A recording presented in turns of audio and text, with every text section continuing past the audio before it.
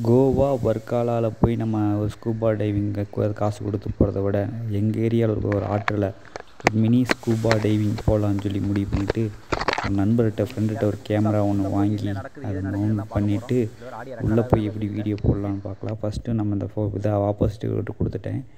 பார்த்தீங்கன்னா உள்ளே போயிடுறேன். உள்ளே போய் ஃபுல்லாக எப்படி இருக்குது அப்படின்னு சொல்லி நம்ம area scuba diving low cost scuba diving இன்றைக்கி பார்க்க போகிறோம்.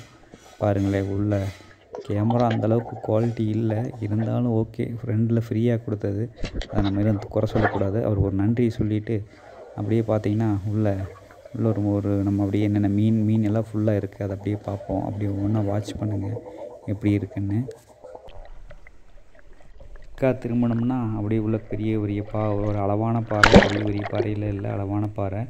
தண்ணி பார்த்தீங்கன்னா ஆழம் கம்மி தான். அந்தளவுக்கு ஸ்கூபா டைவிங் இல்லைனாலும் மினி ஸ்கூபா டைவிங் அப்படின்னு சொல்லி இதை நம்ம சொல்லலாம். பாருங்களே, மீனெல்லாம் இருந்ததே. மீன் இங்கே நிறையா வீடியோ மீன் பார்த்தேன், லைவாக பார்த்தேன். நான் சின்ன கண்ணாடி ஒன்று போட்டிருந்தேன், தண்ணிக்குள்ளே போகிற கண்ணாடி, அதெல்லாம் எனக்கு தெளிவாக தெரிஞ்சுது.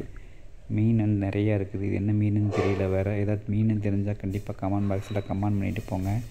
என்ன மீன் எனக்கு தெரியல. கண்டிப்பாக மீன் மட்டும்தான் இருந்தது, வேறு எதுவும் நண்டு கண்டு எதுவும் இல்லை.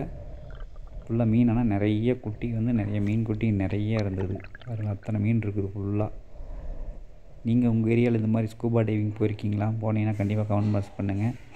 நல்லா அடிக்கிற வெயிலுக்கு பார்த்தீங்கன்னா அந்த ஸ்கூபா டைவிங் எனக்கு ரொம்ப பிடிச்சிருந்தது.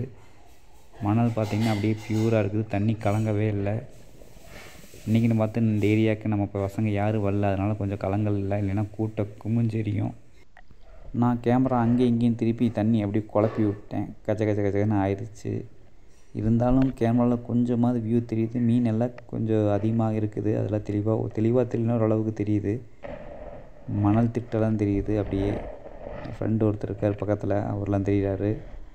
ஓகே, இங்கிட்ட பாருங்கள், நல்லா போட்டு ஷேக் பண்ணல, ஃபுல்லாக கீழே குப்பைகள்லாம் கிளம்பிடுச்சதுனால அந்தளவுக்கு வீடியோ குவாலிட்டி வரல.